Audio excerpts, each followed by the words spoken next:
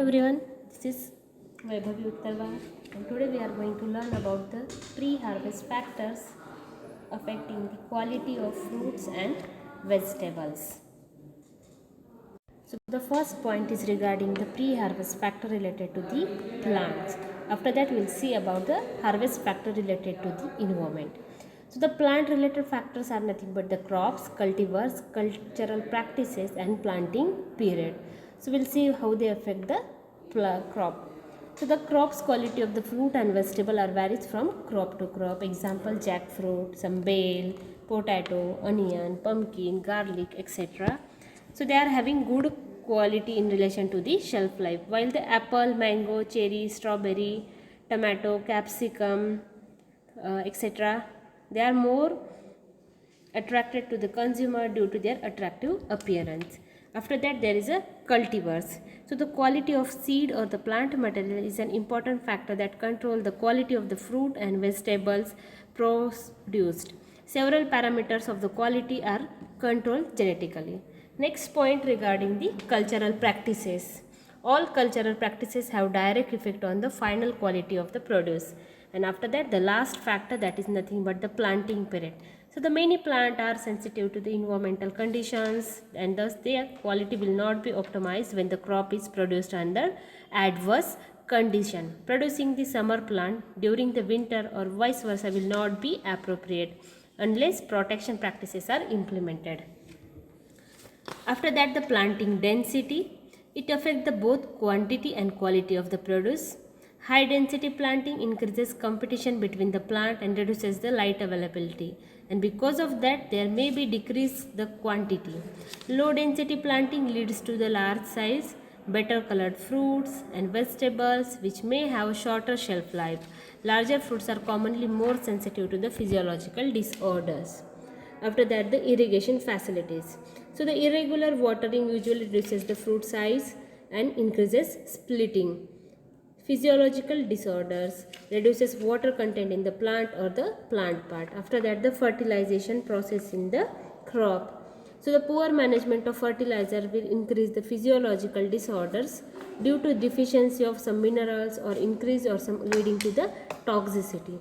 In both cases quality will be negatively affected. After that the protection.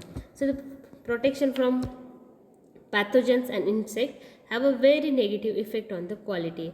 Poor management of the plant protection programs can lead to the very poor quality and reduced yield of the crop. Next, the pre-harvest factor related to the environments.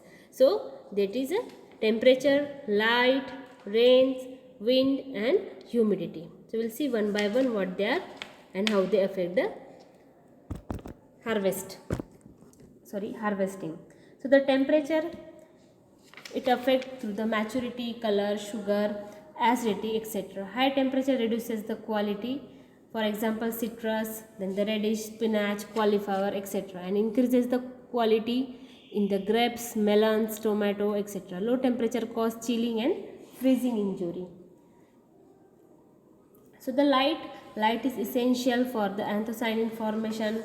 Exposed fruit to the sunlight develops the lighter weight, thinner peel, lower juice and acid and higher TSS than the shaded fruits. Low light intensity causes the thin and large leaves in leafy vegetables. So the next factor, that is a rain.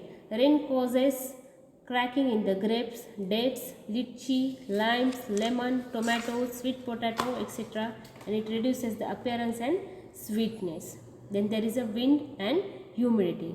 Wind causes bruising, then the scratching and the corky scar on the citrus fruit on the and damage the leaf vegetables. After that the humidity, high humidity reduces the color and TSS and increases the acidity in citrus, grapes, tomatoes, etc. But on other hand it is needed for the better quality of banana, lychee and pineapple because they require more water for their daily biochemical processes. Then the pre-harvest factor related to the chemicals. So the many hormones and growth regulators are used in the agriculture and they can affect the quality in different ways. So these are as follows, that is auxin, gibberellic acid, cytokinin, ethylene and some growth retardants. So how the auxin affect the crop? That is nothing but it increases fruit size and TSS in selected fruit like a mango. Then there is a gibberellic acid. Gibberellic acid, also called as gibberellic acid, increases size and weight of the grape berries, apricot and strawberries and causes parthenocarpic fruit in fig, guava, grape, tomatoes, etc. Also it reduces the disorders in the fruit. Then next, that is a cytokinin. So cytokinin maintains green color of the leafy vegetables and causes parthenocarpic fruit in the fruit. Next, that is a ethylene. So the ethaphone increases anthocyanin. Then the ascorbic acid and TSS can reduces the tannin in case of grapes and dates, and in acids, that is a mango and tomatoes. Then the some growth retardants, that is alar, which increases color in the fruit, for example apple, cherry, apricot, etc. Malic hydrazide, it inhibits the sprouting in onion bulbs. So like that, growth retardants affect the pre-harvesting of the fruit. So this is all about the pre-harvest factor affecting the quality of the fruit. Thank you.